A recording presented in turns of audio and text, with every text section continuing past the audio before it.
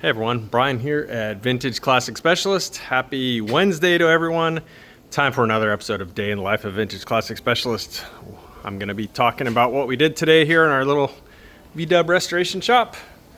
So I can just tell you briefly and then I'll go into more detail. Rene continued polishing this pup. And Rafa continued working on the 69 Baywindow Bus. And as you can see, the sliding door is on. I worked on the doors, windows for this guy, 66 Beetle. And I worked on some suspension stuff, getting it prepped for the 74 blindingly bright Ravana green Beetle. So why don't we start with this guy here? So the big accomplishment is putting on the sliding cargo door here. So these doors, it may even have to come off again just because these doors are extremely finicky to fit and get all the mechanisms adjusted properly and so that it slides and opens perfectly. There's like, I don't know, probably half a dozen adjustments on these things. I don't even know. So there's like adjustments back here and up there and down there and just all over the place. So it is preliminarily on, and I'm not even going to attempt to try and close it. I'm just going to not even touch it. Rafa and Rene were kind of working on it, and I don't know where they left off with it, so I don't even want to touch it. However, it is on the car, and it's at least partially adjusted. Again, I don't even know how far they made it with it, so I'm going to leave well enough alone here. But yeah, it's still kind of a big step as far as getting this thing looking more like a vehicle here with all of its doors and so on. Of course, from here it kind of looks the same because you almost don't notice that door is on there with it open all the way. It just kind of looks like the back side of the bus. Kind of funny. But anyway, yeah, so that went on. And what else? I feel like there was more going on with this bus too, and I'm embarrassed to say that, oh, I know what. Well, okay, yeah, now I know, sorry. So he did restore this latch mechanism and install it. And likewise, I don't think this striker was on, so same here, restored and installed it.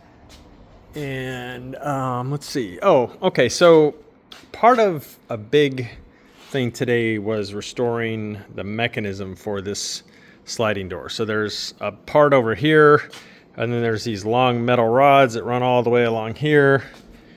And then there's the part here. So yeah, actually a lot of the day was spent cleaning, painting, etc.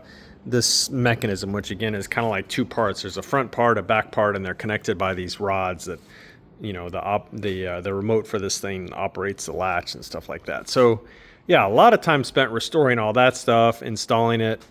He did also install Dynamat on the inside of this door. So yeah, pretty much most of the day was kind of spent prepping this door and getting it ready to install. And then again, some time on the rear hatch mechanism. So yeah, it doesn't sound like much when you say it out loud, but when you put a lot of detail into those things, it's kind of a lot. However, Rafa started the day by installing, and I can barely open the door here, but I think you can see it through the door. Here we go. I can stick the camera in there. So he he installed a Bambus tray here. So these are reproductions of the original, of course, but they're pretty nice. I don't think they're made out of bamboo and stuff like the original. There's some kind of plastic, but they look pretty convincing. And they do come with the little tag that you see there. And so that is all installed. The car had one when it came into our shop, and the current owner that we're building it for, requested that we put one in it. And so there it is. So yeah, Rafa started the day with that and then moved on to the 69 bus.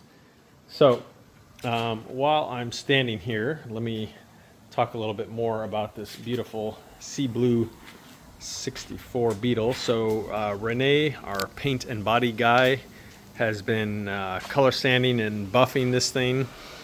So yeah, so far the whole thing has been color sanded, and now he's going through, and so far he's used polishing compound so far, which really brought out the shine, but it's not, you know, it's not really the final deal. So you can still see some, well, I don't know if you can see if the video picks this up. There's still like light scratching and stuff on it, but the actual polish stage, and we may actually do two more stages on this, but at least one more, and that'll really bring out the shine in this thing. And maybe two more, which will just really bring it over the top. Or we may just have him go ahead and do one more stage. And then our friend Robert, who just finished doing his magic on this one, we can have him come at the end and give it like a final makeover here. But regardless, yeah, the paint is looking really good. Really happy with how it's come out. We could tell that it was actually a pretty nice paint job. It just needed some love. I don't know that it had ever been color sanded or buffed or anything like that. So really bringing out the paint on this car. And so after the paint is done, then we will start addressing the interior, which needs some serious love, but we can do it. So there you go. So for myself, well, actually here, let me start with Santiago. So Santiago today made a set of interior panels for this guy, the pearl white 66 Beetle. And so 66 has its own 1 year only door panels that have this pattern with the upper and lower rectangles like that. So luckily we have one of our neighbors has a 66 Beetle. Actually it has red interior in it, but it does have original door panels in it. So Santiago was able to take measurements and so on off those and get the exact shape of where these big rectangles are and stuff like that, and basically copy that. So yeah, these are done and very happy with how these came out. We need to get now the molding for them, the chrome strips, and install those, and then door handles. Again, I think I mentioned before, the owner does want a door handle on the driver's side, which normally doesn't have one on these. So I did get the little bracket here that holds the door handle. I got one for the driver's side, so that'll be going on before the panels. But yeah, these came out really good. Really happy with how these look. And the owner picked up the armrests for both sides, and they're a very good color match to the red that we got here. So we're very happy with the vinyl that we bought, and again for the seats, and then with the basket weave and stuff like that. Really coming out amazing. We're very happy with this upholstery work. Well, we're happy with all our upholstery work, but this red, I think we're all just in love with it. So there you go. That's that. Anyway, I continued working some on the doors, and I can't tell, but this window is in, and it was a bit of a fighter. Again, this is the one that had the very mutilated mechanism, the very mutilated window regulator. So that was still kind of fighting me, and the scrapers kind of fought me and stuff like that. I don't know what it was. Maybe the other door will be more cooperative. This one, I finally got it together, got it adjusted, and works fine. Regulator's a little bit loud, but you know, it's older than I am. And so, yeah, it works okay. I did have to put quite a bit of baby powder on the wipers here, to scrapers, wipers, whatever you want to call them, to not have them do the thing where they try and suck down into the window when you roll the window up. So, yep, but yeah, pretty normal. These rubber scrapers are very tacky, and so you gotta do something. Cornstarch, baby powder. Some people use silicone spray lube. There's different things you can use, but one way or another, that you gotta apply something to them. Or again, when you roll the window down, they suck down in there, and the window basically locks up and won't go down anymore. You can only go up at that point. Kind of a pain. But regardless, oh, that was the handle that just fell off, which was just stuck on there, no pin. So yeah, I did kind of start also on the driver's side. So regulators in there, and the felt channel is in there. So in the morning, I'll probably go ahead and put the window on. So you can see one thing that I do, you guys, here's a tip for you, if you're doing this, working on these, putting in scrapers and stuff, is you can pretty much line the door top and bottom with masking tape or something like that. For example, the way we put the windows together is we actually put in the regulator, we put in the outer scraper, and then when we go to put in the actual window glass, we stick it in from the bottom. So you're kind of like pulling the bottom of the regulator out, and then you're putting the window in between the door and the regulator, kind of up that way.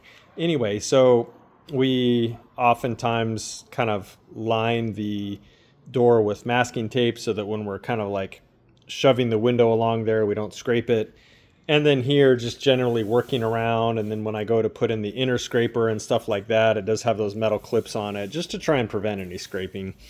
If there is a little bit, we'll touch it up at the end, but best to kind of be a little prophylactic at it here to keep it, minimize at least any scratches that may be in it. So worked on that some. And then this guy, the Ravana Green 74 Beetle, worked on its suspension component. So previously we had, and I just picked it up this morning, had its front suspension blasted. So it still had the arms on it when we had it blasted. It had the spindles on it. It had the sway bar on it. So we just pretty much send it like that. Actually, the steering box and everything was still on it. We send it like that, just let them blast the whole thing kind of as an assembly. And then when we take it apart, it's not all gross. And it's like nearly paint ready. So probably I'm going to go ahead and have Rene paint the beam tomorrow, or at least prime it, because it is in raw metal now. We don't want it to just, sort of start sitting here rusting. The steering box, I did pull it apart today and checked it out. It feels like it's fine. So hopefully once we get it installed on the car, it'll be fine. And went ahead and re-greased it and so on. And then there's the sway bar and the spindles, pitman arm, etc. So the sway bar, the pitman arm, and the spindles are going to go to powder coating. And then I'll have Rene paint the beam and the steering box. And then I've got to turn you guys on to this. If you guys are local here, or I suppose even if you're not local and you don't mind paying shipping. So Brian Washburn over at Washburn's Metal offers a really great service now where he can do exchanges on suspension arms. And so he takes arms, cleans them all up, and has them powder coated, and then has new ball joints pressed in them. And then you just bring him your old ones, however crummy they are or whatever, and you pay like an exchange fee. And I don't actually know what the fee is, and it's going to be different for me because I'm a shop than for you guys because you're retail for the most part. But yeah, look it up. He probably has it on his website, but that way you don't have to bother taking these things to his shop and getting these ball joints pressed out and then buying ball joints and getting them pressed back in and painting or powder coating. You just pretty much take Brian your old arms with the ball joints and stuff still in them and pay him some money, and boom, he will literally hand you a pair of new ones that are all with German ball joints, already powder coated, perfect, ready to go in the car. So really great service he's offering with that stuff. And he's actually doing it also he offers it for rear arms for IRS Beetles, and I don't know if he's doing bus ball joint arms yet. I don't know. You guys can check, see what he's got. But really, really good. I'm a huge fan of it because he's just doing all the stuff that we would do anyway. And it's much more convenient. It's much more fast for us to just exchange them. So love it that he's doing that. So guys, I believe that is going to be it for today. A little bit of a short day for me, although a short day for me is still like 11 hours. But we're actually going to Disneyland tonight, so should have fun there. And I will see you guys again tomorrow. Thank you guys so much for watching. See you soon.